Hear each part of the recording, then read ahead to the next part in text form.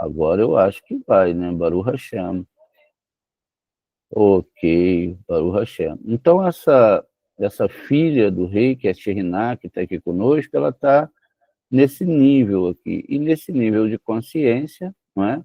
Existem os egípcios, que são as pessoas da recepção, que são a maioria das pessoas que não conhecem a Kabbalah, e aqueles que estão do lado do faraó, e aquele que é o ego, né? A recepção para si mesmo, e tem aqueles que sobem, né? A ideia aqui é que eles sobem para esse nível espiritual maior. Então, a sensação do Criador você recebe aqui, caso você siga o processo. Então, para esse primeiro processo, você precisa da Shekhinah, que vai te ajudar a chegar nesse próximo nível, que é aquele superior a Malhut, intelectualmente e espiritualmente falando. Não é que a pessoa ela vai sair de Malhut, vai pegar uma nave espacial, vai para o próximo plano, não. A questão aqui é toda a nível espiritual. Então, ela necessita da Shekhinah. E aí vão se recebendo essas nomenclaturas, não é? As nomenclaturas para a pessoa entendendo que a Torá não é um livro literal, é um livro de camadas, não é? Então, vamos lá. Se eu pego a história de Jonas, o que a história de Jonas fala? De um profeta que vai pegar um barco, vai ser mandado para Nínive, e etc. E no meio do caminho tem uma tempestade, ele é jogado no mar. Isso tudo é simbólico, isso não é a verdade da Torá. Então a gente percebe que os próprios níveis dos mundos, que se dividem em quatro, não é? A gente tem um nível de Asiá, que é o mundo da ação espiritual, não necessariamente o nosso mundo da ação fora da Torá. Pulamos para o mundo de Yetzirá, que é o segundo mundo, onde contém as 6 sefirotes. Pulamos, então, para o mundo de Beriá, que é Binah, e chegamos ao nível ali de Atzilut. Atzilut é onde tem o quarto mundo.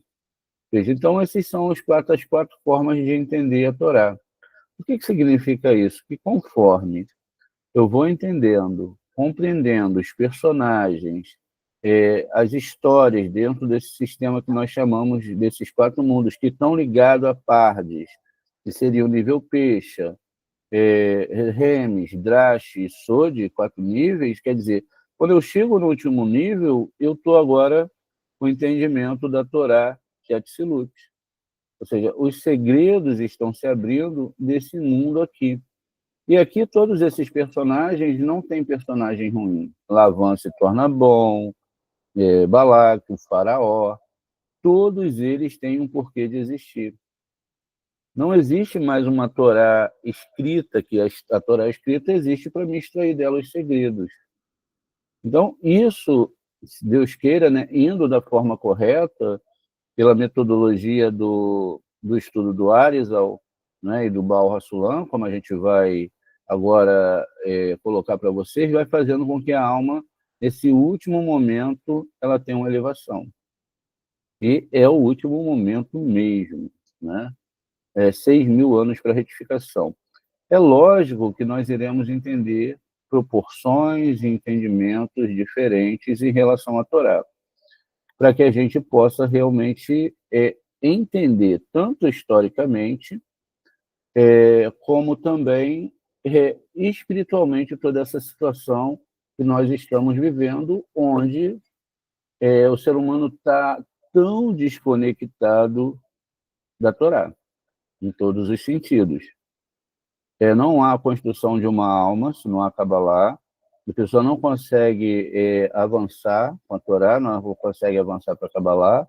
Quanto isso, a gente já viu que esse Trahará, vendo que seu fim está próximo, ela lutará com todas as forças para sobreviver, e ela não tem de onde extrair alimento a não ser do próprio ser humano. Então, é o ser humano, através das suas ações, dos seus elos, e se ele não evolui espiritualmente, ou seja, ele não chega aqui nesses níveis, né, que a gente acabou vendo lá, de evolucionar a sua alma, ele acaba, então, ficando estagnado e preso aqui no nosso mundo. Ou seja, primeiro, ele não tem contato com o mundo superior, ele fica preso aqui nesse sistema, ele não passa para cá para cima, ele não entende, e aí ele não consegue entender qual é o processo. Veja, estudar Kabbalah é compreender o processo. Compreendendo o processo, você pode, então, avançar, porque como eu sigo algum caminho, como eu entendo aquilo que eu tenho que fazer, se eu não sei o que eu estou fazendo? Aí você tem da onde surge a desconfiguração da Torá. Ou seja, as pessoas vão procurar outras metodologias e até criar metodologias diferentes, que é o que nós vemos nas religiões. As religiões, elas criaram metodologias diferentes. Ou seja, o cristianismo tem a sua metodologia, e o islamismo tem a sua metodologia, e o judaísmo tem a sua metodologia, que não são nenhuma de cabala. Vez por outra, eles misturam os elementos. Esse misturar, e aí é conhecido na Torá como o bem e o mal, eles acabam, então, forjando uma falsa Torá. Por quê? Primeiro que não tem os níveis. Você estuda a Torá ali, a Bíblia, tudo no literal. Não tem níveis espirituais, não tem... A Torá ela é trazida ali para um sistema muito baixo de entendimento. Então, ela não sai, ela não consegue chegar a entender que Lavan é bom. Ela não consegue entender que o faraó é bom. Ela não consegue entender que essas cobranças divinas, elas funcionam, apesar de muitos de nós não querermos a cobrança divina, não é bom, ninguém é masoquista, mas ela faz parte dessa evolução, tá vendo? Por isso que durante essas evoluções vão ter pessoas que vão chegar a esse nível aqui, e tem que chegar, e geralmente são os sábios justos. Quando eles vêm, eles são escolhidos, uma única alma como a única alma de... por isso que o Zohar fala, olha, uma única alma como a de Rashbi, né? Que era Shimon Bar Yochai, Rabi Shimon Bar Yochai, Rashbi. Aqui é o acrônimo do nome, não é? Então, e depois chega outra alma única, que é o Arizal. E depois chega outra alma única que vai consertar a metodologia, vai acertar para as gerações a metodologia de ensino, para as pessoas poderem entender realmente a Torá.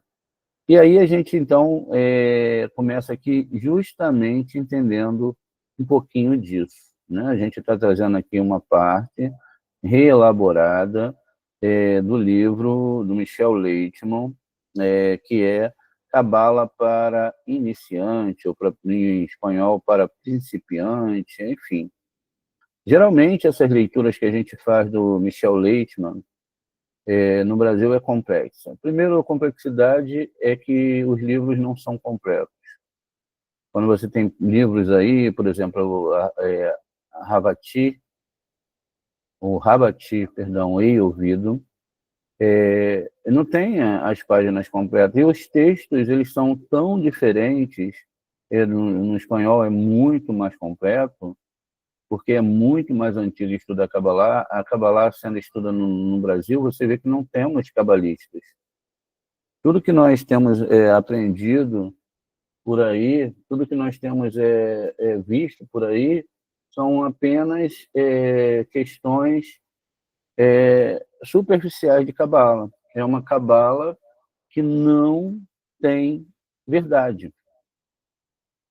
Tudo, eu estou falando, a Kabbalah aqui no Brasil é uma vergonha total. Eles não ensinam o que é Kabbalah realmente, não ensinam, eles ensinam as pessoas a se tornarem mais receptivas. Mas veja, isso não é algo tão distante e tão estranho para a alma humana. Não é algo natural. E a gente vai entender um pouquinho porque através desse texto, né, que foi reelaborado, para que a gente possa entender melhor. Então, ele foi traduzido, reelaborado, para que a gente possa ver como as coisas se deram. Olha, a crise da tradição e o tempo de agir para o eterno, né? Aqui é baseado na introdução de Baal HaSulam, né? Cabala para principiantes, a consciência que persegue o sábio. Hoje vamos estudar um texto que é, ao mesmo tempo, um desafio, né? Um diagnóstico, uma declaração de missão. O autor, um dos maiores cabalistas do século XX, Baal HaSulam, abre sua obra não como um conceito místico, mas como uma angústia. Ele diz: faz muito tempo que minha consciência me persegue diariamente para me impulsionar a compor algumas composições fundamentais em relação à alma do judaísmo. Isto não é motivação de um acadêmico buscando fama, mas de um mestre que vê a alma do judaísmo, que é a sabedoria da Kabbalah, sendo corrompida, e sente a responsabilidade esmagadora de agir. Nesse estudo de hoje, você vai explorar a jornada que ele descreve.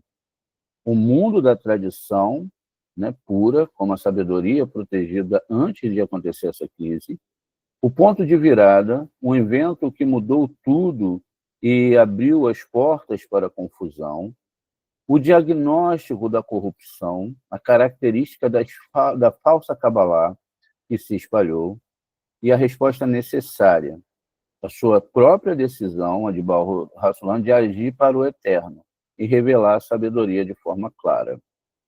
A primeira parte, o mundo da tradição para os 3 filtros de segurança. Antes de nos aprofundarmos na crise, o autor nos pinta um quadro de como a tradição se autoprotegia. Havia 3 grandes filtros que garantiam a pureza da alma da Torá. O filtro social, esse é o primeiro. Numa comunidade unida, a reputação era tudo. Uma pessoa de boca grande, ou uma pessoa totalmente desviada dos processos da Torá, ou seja, indigna de confiança, não tinha espaço. Seus ensinamentos simplesmente não seriam ouvidos ou levados a sério. A própria comunidade era o primeiro guardião da verdade. O filtro econômico. Antes da imprensa, copiar um livro era um trabalho artesanal, caro e também demorado, feito por um sofê, escriba. Nenhum escriba investiria seu tempo e dinheiro para copiar a obra de um autor sem credibilidade, pois sabia que não seria pago. O sistema econômico, portanto, também impedia a proliferação de livros falsos. O filtro esotérico. Este é o mais importante. Os próprios sábios autênticos tinham o costume de ocultar a sabedoria interior, baseados no versículo de Provérbios. E a glória do Eterno oculta um assunto. Eles não faziam isso por elitismo, mas por reverência. A Cabala não é um produto para ser exibido em vitrine para os olhos dos curiosos. Ela era reservada para aqueles que eram merecedores e que tinham a preparação e a pureza de intenção para não a desonrarem. Estes 3 filtros sociais, econômico e esotérico criavam um ambiente onde a Mesorá, a tradição autêntica, podia ser transmitida de mestre para discípulo com segurança. Ponto 2. Aqui nós vemos o ponto de virada, a imprensa e a quebra das barreiras. O autor que identifica, que é o Baal HaSulam, um evento tecnológico como o catalisador da crise, a invenção e a popularização da imprensa. Ele diz: a indústria da imprensa foi propagada no mundo, onde escritores já não necessitavam mais dos copistas, os sofer. A mesma tecnologia que permitiu a disseminação em massa da Torá e do Talmud também removeu o filtro econômico. De repente, qualquer pessoa com recursos mínimos podia publicar suas ideias. O caminho estava aberto para os escritores irresponsáveis. É isso mesmo. Motivados não pela verdade, mas por sustento honra e coisas semelhantes. A barreira que antes era proteger a sabedoria havia caído, justamente pela questão da imprensa. Parte 3. O diagnóstico da corrupção. As características da falsa sabedoria, como as portas abertas, começou a multiplicar um tipo de literatura que o autor descreve como palavras duras.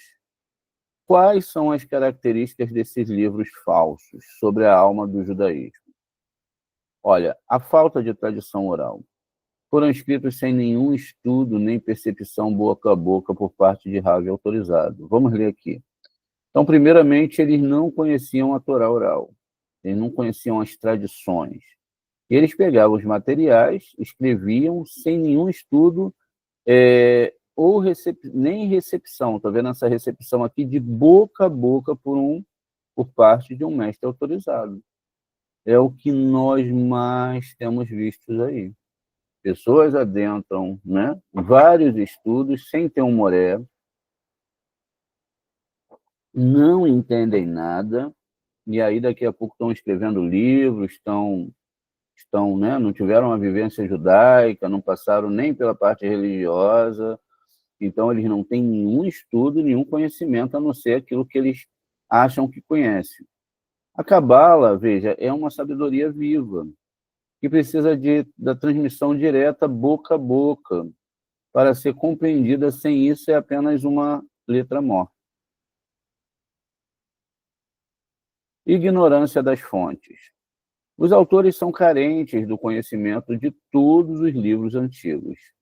Eles opinam sobre o que não estudaram, apresentando suas ideias limitadas como se fosse a autêntica tradição.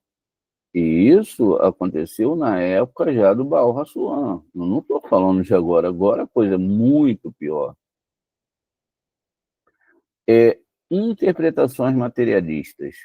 Eles interpretam conceitos espirituais e elevados de forma literal, física e egoísta, reduzindo o sublime ao mundano.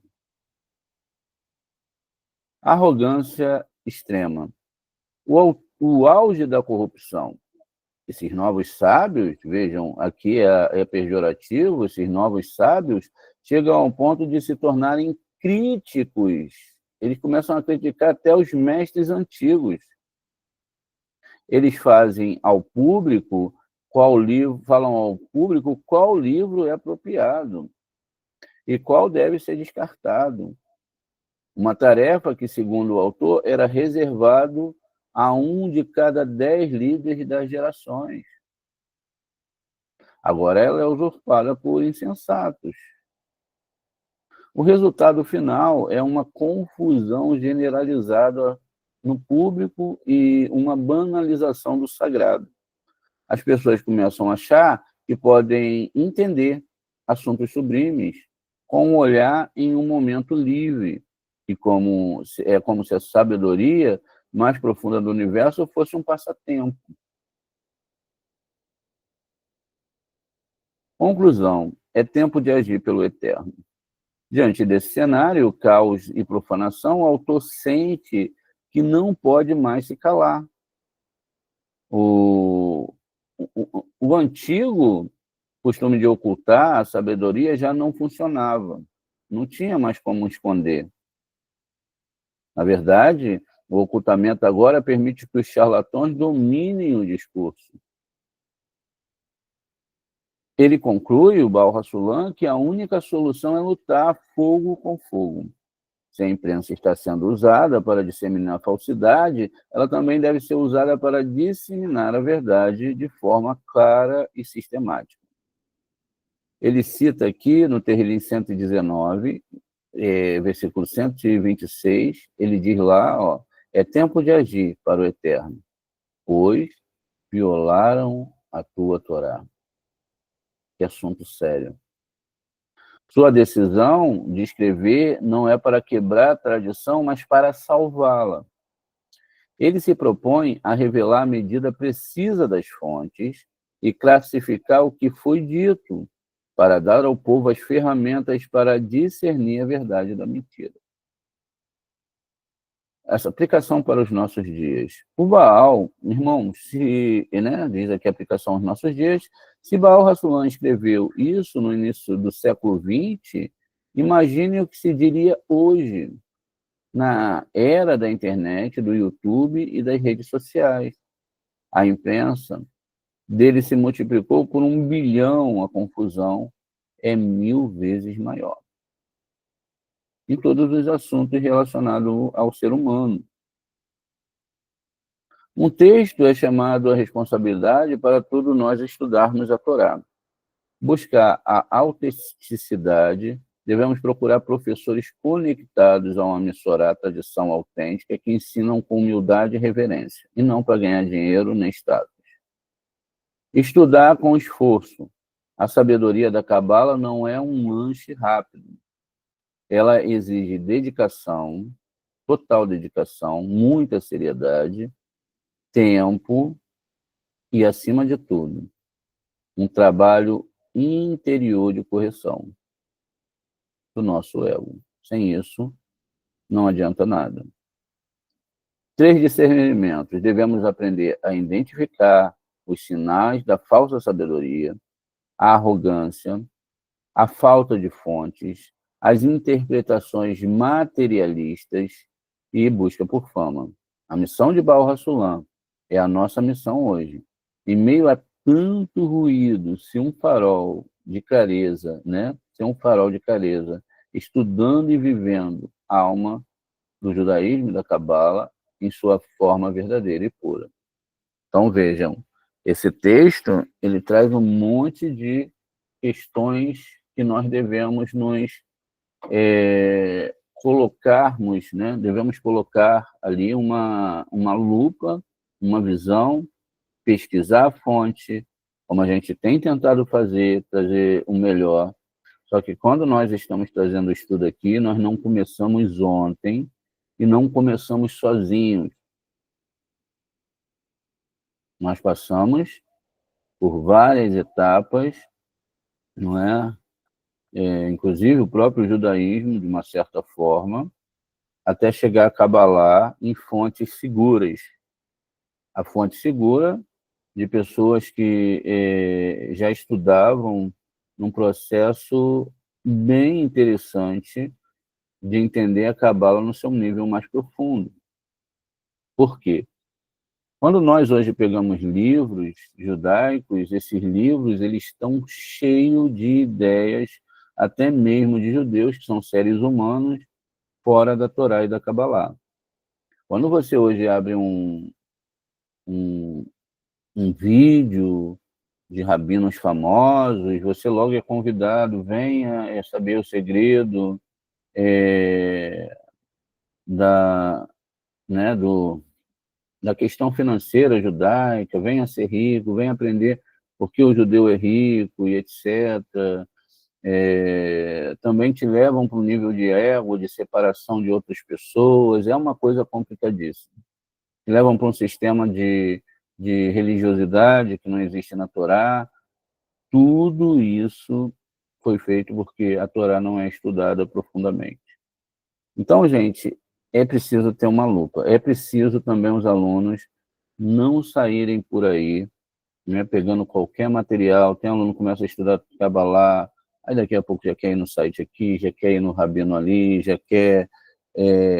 enfim. E veja, esse foi o motivo de muitos alunos não estarem aqui conosco hoje. Porque eles foram atrás dessas ideias, acabaram se desviando da Torá, da Kabbalah, que é a parte mística da Torá. Mística não no sentido de agora a gente vai pegar a varinha mágica, isso também houve um corrompimento, porque não tinha nada disso na Kabbalah, isso também é uma corrupção da Torá, o texto original diz isso, então nós temos que retroceder e voltar realmente para a Kabbalah verdadeira, estudando profundamente os textos da Torá, buscando a leitura correta dos nossos sábios, buscando traduções mais exatas para o nosso entendimento. Pois bem, gente, eu peço aqui para vocês, não é usual, a gente sempre vai direto, 5 a 10 minutinhos e a gente já volta, tá bom? Shalom, shalom, até já.